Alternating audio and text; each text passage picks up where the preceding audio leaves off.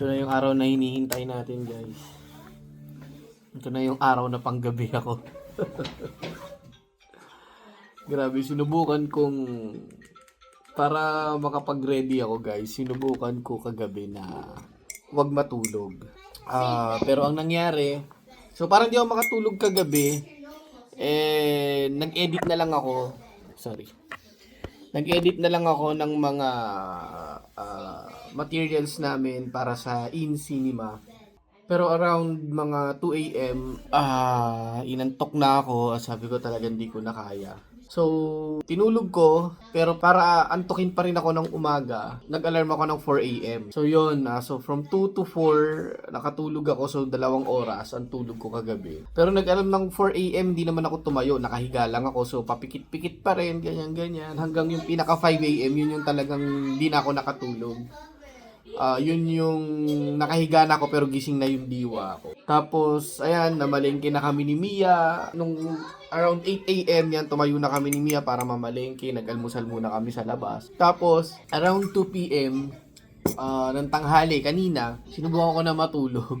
Kaso, hindi ako madapuan ng antok. Hindi, nakakaramdam ako ng antok pero hindi ako makatulog. Hindi naman nila ako iniistorbo at saka sanay ako sa maingay, kaya kong matulog kahit may naririnig ako. Tapos yung kwarto naman namin, pitch black. So, nasasara yung mga bintana niya ng pitch black. Pero hindi talaga ako makatulog. Actually, nung unang attempt ko, nakatulog agad ako pero 1 oras nagising ako. Pero nung nagising ako, sinubukan ko pa ibalik yung tulog ko pero hindi ko na nakuha. So gising ako mga around sabi mo ng mga 3 something nagising na ako. Tapos hirap na ako ulit makatulog. Pero mga around 4 PM alam ko parang nakaidlip ulit ako ng mga 1 oras kalahati yata, parang gano'n. Tapos nagising ulit ako pero wala na, hindi ko na ulit maibalik. Tapos sinubukan ko ulit itulog pero wala na talaga eh. Parang niloloko ko na lang yung sarili ko, pinipilit kong patulugin pero hindi talaga ako makatulog, nakahiga lang ako doon. Inayaan naman ako ni Mia pero sabi ko nga hindi ako makatulog. So tumayo na lang ako kasi wala na talaga guys eh. Kahit anong ikot ko wala eh. Hindi na ako talaga makatulog eh. Kahit anong pwesto ko wala na. So parang tumayo na lang ako para tanungin si Mia anong pwedeng gawin, ganyan. Hindi na. Kaya ngayon sabi ko babawi ako, magkakape na lang ako. Kaya ito, nagkakape ako ngayon. Bale, 8:30 na ng gabi guys. Pero bago ako umalis, attend muna ako ng pulong namin sa lokal kasi may pulong kami.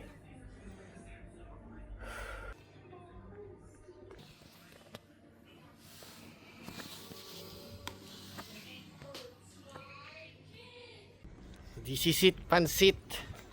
Paalis na kami. Hatid ako ni Mia sa metro.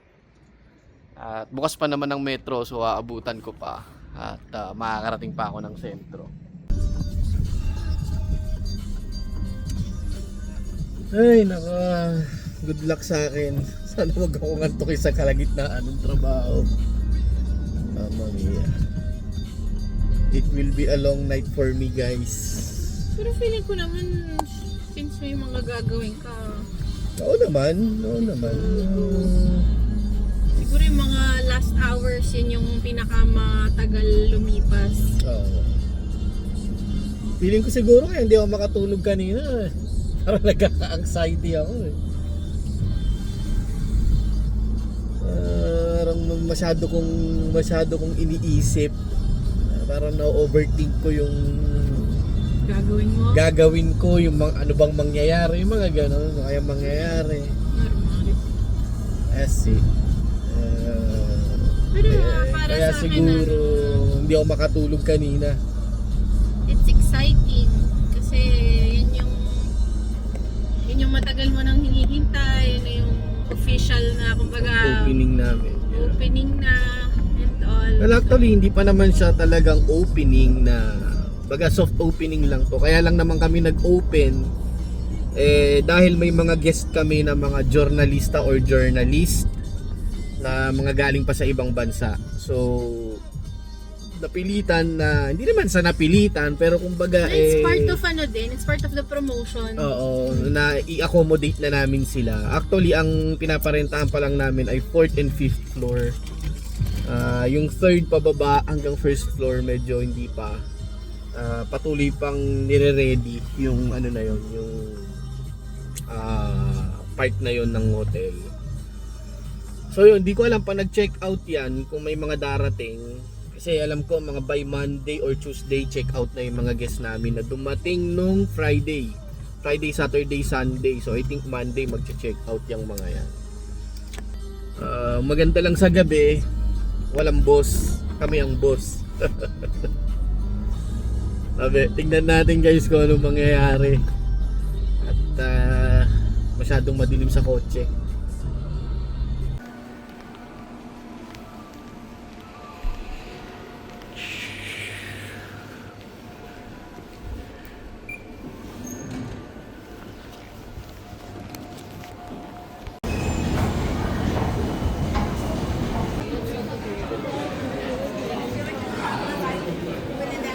Dami pa rin tao sa sentro kahit gabi na. Ayan guys, ito ang itsura ng Espanya sa gabi. Ng Piazza Espanya sa gabi. So kung mapapansin nyo, marami pa rin tao, marami pa rin turista. Ang ganda ng ano ngayon, no? Spanish Steps. Tingnan nyo. Lagyan nila ng mga bulaklak. Diba? Ayan, ang ganda oh. Ang ganda ng Spanish Steps ngayon.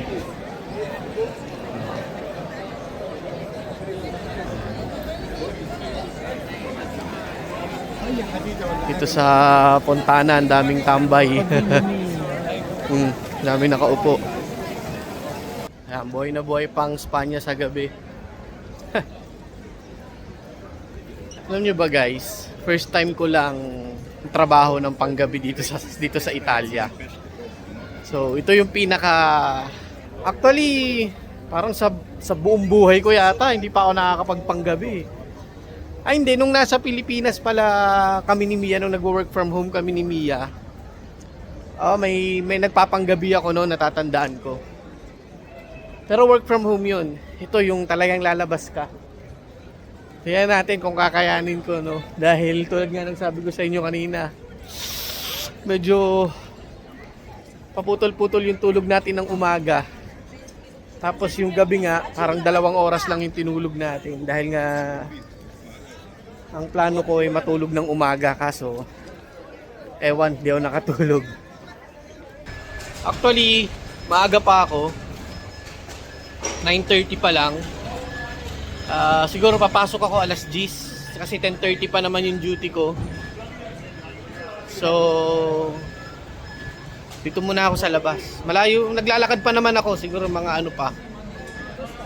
More or less 5 minutes walk, pero babagalan ko lang yung lakad ko para abutin ako ng medyo matagal. So, nung 2018 guys, may pinagtatrabahuan ako noon na luxury B&B. At kapag kagabi, bumabalik din talaga kami noon sa trabaho. Pero hindi para mag-overnight, hindi katulad ng shift ko ngayon na overnight. Pero bumabalik kami noon dito para mag-turn down service. So, aabutin kami ng mga like alas 9, alas 10 ng gabi para sa pagta-turn down service. Dahil maaga pa, daanan natin yung building lang, hindi tayo pwede pumasok sa loob eh. Ipapakita ko lang sa inyo kung saan yung luxury bed and breakfast na pinagtatrabahuhan ko noon. Malapit lang din dito sa trabaho ko ngayon. Yan yung luxury B&B na pinagtatrabahuhan ko, yan sa tapat nitong Fendi. Yan, at doon kami sa may bandang taas. Diyan yung B&B na yon. So yun, napakita ko lang sa inyo kasi nga parang naalala ko lang na noon nga pala nung dito ako nagtatrabaho, bumabalik din ako ng gabi. Sa totoo lang guys, clueless pa ako kung ano yung gagawin ko ngayong gabi. Wala pa akong balita dun sa nagpanggabi kagabi, which is kasama ko naman siya ngayon. Pero hindi ako nakabalita sa kanya kung anong nangyari kagabi, no, sa turn niya or sa shift niya. Kaya talagang clueless pa ako. Anyway, malapit na tayo sa trabaho pero aga pa. 9:45 pa lang. Yan, so ito yung hotel. Medyo madilim pa, no? Pero bukas na yung bar. At parang madilim pa dito, ah. Yan, ito bar to. Yan ang entrata. Yan ang entrata. Yan. So ito yung hotel. Ngayon ko lang napakita, no, guys. Yan, yung buong building na to. Yan yung hotel. So sa labas, medyo parang luma siya tignan. Pero ganyan kasi talaga ang mga structure dito. Bawal mong basta-basta galawin yan. Ipapaalam mo pa yan sa gobyerno bago mo galawin. At for sure, kung dito ka sa sentro, hindi ka papayagan na gusto mong i-repaint, gusto mong baguhin, gusto mong magmukhang bago yung labas ng building. Hindi pwede, no? So, lalo tong building na kinatatayuan ng hotel namin, historical building to. So, yon. Okay, so ito yung dressing room namin. Ayan. Dala ko ba yung susi ko? Wait nga.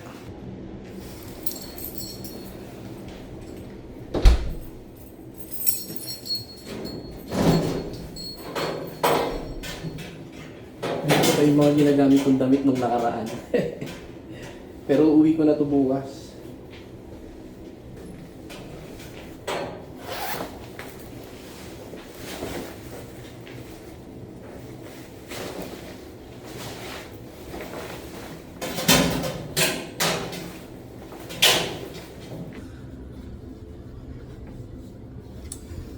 So yun. Nakabis na ako, naka-ready na ako, hinihintay ko na lang yung kasama ko. Tsaka maaga pa, 10:30 pa ako eh. Ano pa lang, alas 10 pa lang guys, so alas 10. So 10:30 pa ako aakyat para magpalit kami ng shift nung kasama ko sa taas. And yun, ready na tayo. O nga pala, no, kung mapapansin nyo, itong suot ko ngayon, hindi pa to yung uniform namin. Bale, yung uniform kasi namin sa May pa darating. At sa ngayon, kanya-kanyang dala muna kami. Kasi nga kung tutusin, hindi pa talaga to yung grand opening ng hotel. Tulad ng nasabi ko kanina, nag-open kami kasi may mga guest kaming journalist from America, from New York at iba-ibang part, pati dito mga taga-Italia. Kaya nagbukas kami ngayon.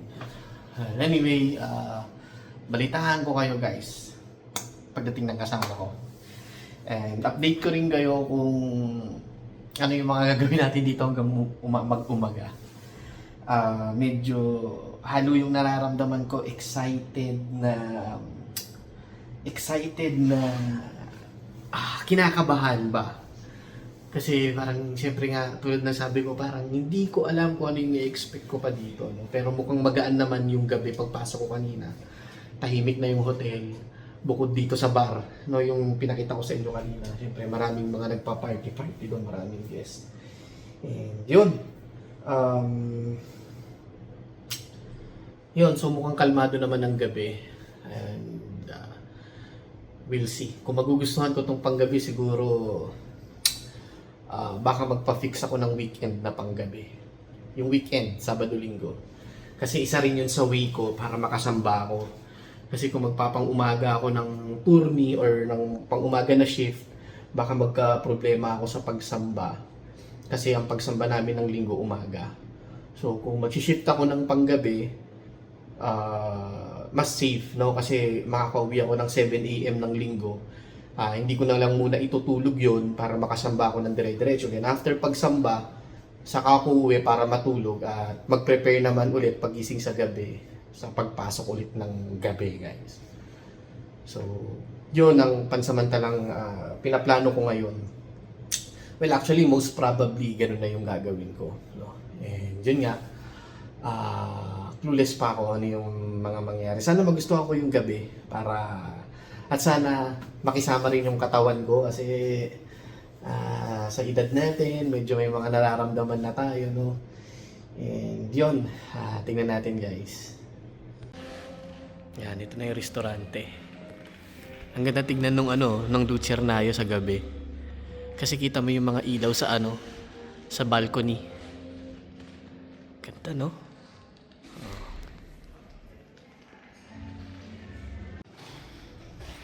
So, ito ang banyo ng palestra or ng gym. Yan, ito liguan yan eh. Yan. So, dito yung bowl. Yan, ito may hugasan dyan. Tapos ito, mga locker. O, dyan sila pwede maglagay ng mga damit nila. Kasi itong hagdan na to paakyat, yan yung papuntang gym. Akyat tayo. Yan, ito ang gym. Yan. So, gabi ngayon, walang guest. Kaya naman, ang isa sa mga duty namin dito ay linis-linis lang. Light cleaning lang, guys. Ayan. Tapos ito. Yan ang gym. Okay. Tara, baba na tayo.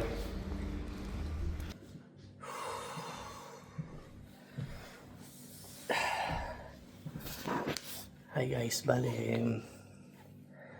2:15 na ng umaga at magbe-break lang ako. So ang baon ko ay isang mansanas. At saka nagbaon lang ako ng sandwich kasi naghapunan naman ako sa bahay. So okay lang na ito lang yung kainin ko tsaka itong mansanas. So bali nandito ako ngayon sa pinakataas na floor namin kasi dito yung mensa namin, dito yung kainan. Yeah, so ayan, may maliit kaming ref. Ayan, may tubigan naman kami dyan. Yeah, so dito kami nagkakainan noong sarado pa yung hotel, nung inaayos pa lang namin to. Sama-sama kami ditong kumakain. Ngayon wala na, mag-isa na lang ako. So, ganyan din yung mga kasama natin dahil sa bawat shift, minsan sa bawat shift ay isang fakino lang ang nagjo-duty. Pero sa umaga, 3 yung nagkakasabay kasi sa matina o dun sa opening, ang opening kasi o yung matina, ang pasok niyan alas 7. Aabutan siya ng intermedyo o yung mid-shift, ang pasok nun alas 10. Tapos aabutan po ulit yung pumeridyo, yung panghapon. Pero pag pumasok yung pumeridyo, uuwi na yung pangmatina. So, yun. Nag-aabot yung 3 pero uuwi rin yung isa. So, bali 2. Tapos yun, yung panggabi, mag-isa na lang. Pero yun nga, hindi na sabay-sabay ang pausa. Hindi na sabay-sabay ang pagkain. Pero yung mga babae, dahil pare-pareha sila ng oras ng pasok, magkakasabay pa rin sila. Hindi lahat, pero batch by batch. Siguro, kung ang papasok na kameryera ay, halimbawa, 10 sila, ay magbe-break ng, hindi, 8 lang, kasi yung 2 dyan sigurado naka-day off. So, yung 4, magla-lunch ng sabay-sabay, pagkatapos nila yung 4 naman. Pero at least may mga kasama, di ba? Wala, mag-isa lang ako. Yung kasama ko kumain na. Sabi, kain muna tayo. Okay. Okay na, banat na ulit. Nabisan na eh.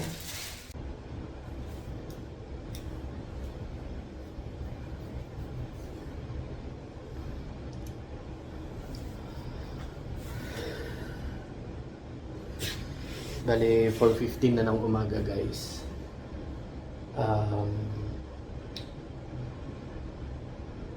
Halos patapos na kami sa mga assigned duties namin ngayong gabi.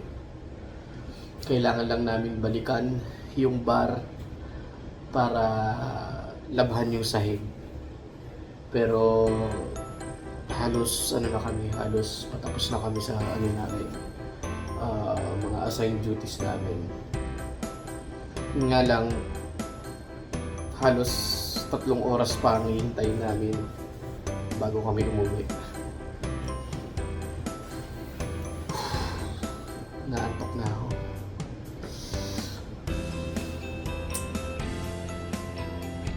Hintay ko na yung kasama ko, umuwalang ng tubig sa taas. At nauuhaw siya. Balik nun, banat na ulit kami ang trabaho.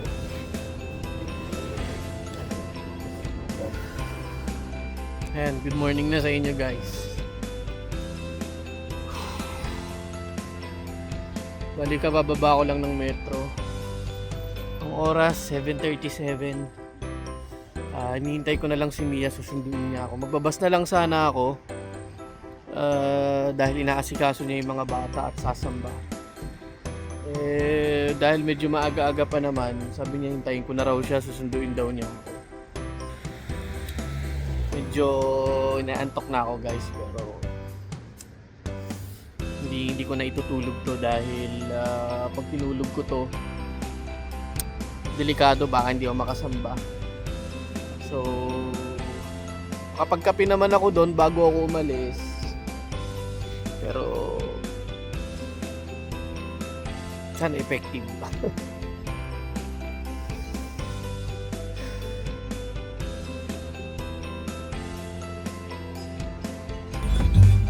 Okay naman yung unang gabi Mama pala. Yun, parang si Mama yun sa malayo. O, tingnan. Saan? Ayun na yun, nasa Mama ko? stoplight. Mama ko. Mama mo. Nasa? Ayun na naka-Adidas na shoes na white. Ano? Pwede pero yan mataba. That's mama. Okay, so Okay naman. I think you can afford to sleep a little bit. Tulog ka Nung na. gusto, mami, baka mami pag pinulog ko, maano na akong gumising. Alarm ka, Jeff. Alarm ka ng Yung mga bata nakabisa. business.